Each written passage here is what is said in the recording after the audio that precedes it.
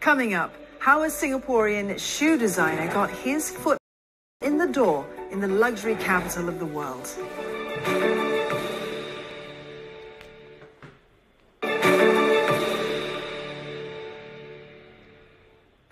Welcome back to Money Mind, and thank you for staying with us. What does it take to create and sell luxury footwear when you have no formal training in fashion? We meet the Singaporean shoemaker whose sole focus has taken him to the boulevards of Paris and the bright lights of Hollywood.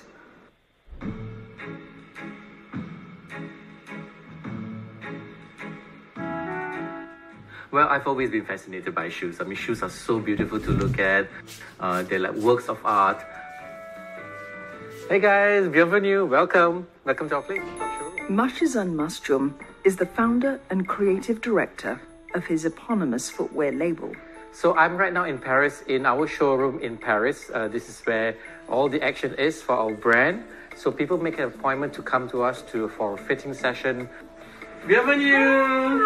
Welcome! Comme ça? Oui, Comme ça? Mais vert. Non, vert, ok. Ah, cool. Very nice Je peux t'approcher légèrement, s'il te plaît? Ouais. Ah, it looks green when And you purple. put pop. Ah, okay. So it becomes purple as well. If you're wearing blue, it becomes blue as well. Designed by a Singaporean, made in Italy, based in France. This brand is fast gaining a foothold with well-heeled fashionistas across 3 continents. I've been very lucky in that I've been able to tap into the ecosystem that is available here in Paris. MASHIZAN didn't start out in fashion. I started my career as a broadcast journalist back in 1997. For almost 18 years, I was doing television documentary production. I was feeling a little bit restless around 2013. I wanted to do something that's more creative and totally different. So that's when I took a sabbatical from television and I went to Florence to study shoe designing and shoemaking. And from there, the love affair with shoes really began. And I was trained by a former head designer of Ferragamo. And she was basically my mentor, my tutor, and that's how I got started in this whole shoe designing world. Another connection would pave the way for manufacturing. You know, as a new designer, it's very, very difficult trying to get access to some of these factories. But I had the good fortune of getting to know someone who had worked in the shoe business for many, many decades.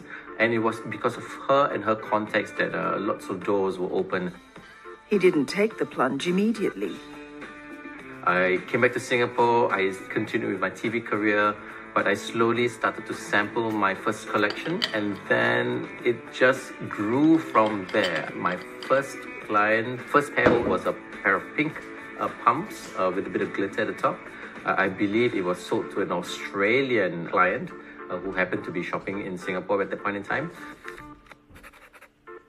MASHIZAN's previous life still provides inspiration. So each of my collection is inspired by a documentary that I've done before. The sketching begins and then samples and prototypes are made. The label has no physical shop of its own. Online sales and trunk shows like this one in Singapore are a vital link between the designer and his customers.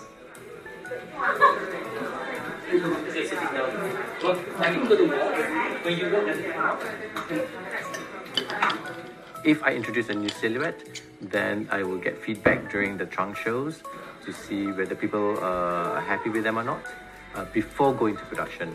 And at our trunk show, we normally collect all the orders. Bye, good evening. Bye. So I think because it's a direct-to-consumer brand, we know exactly what they like, what they don't like. In general, we have a very high client retention rate. A lot of the times our clients, they buy about 3 pairs per year, and we have a very high repeat client rate as well. When COVID-19 hit, face-to-face interactions stopped for months.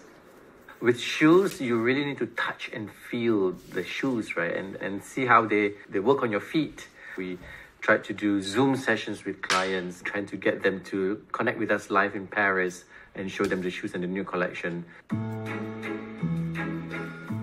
With pandemic restrictions easing, the label is into its 7th year, with 9 collections to its name. Prices start around 380 euros, or about $430 a pair. When a shoe is being made in a certain part of the world, automatically the price points puts you in a certain category. I chose to produce my shoes in Florence. Naturally, I put myself in the position where it's all about quality and in the luxury space.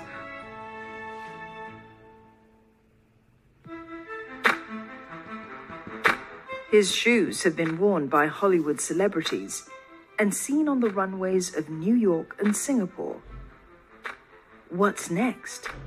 We're hoping to explore the possibility of doing a diffusion line, a secondary line that targets a younger, more affordable crowd, perhaps. Yep.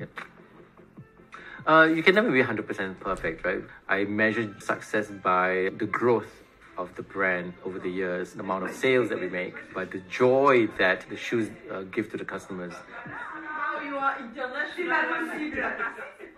A Singaporean entrepreneur putting his best foot forward in the luxury sector. How to make your investment in solar power pay off, and the sectors to watch as value investing makes a return. This has been Money Mind.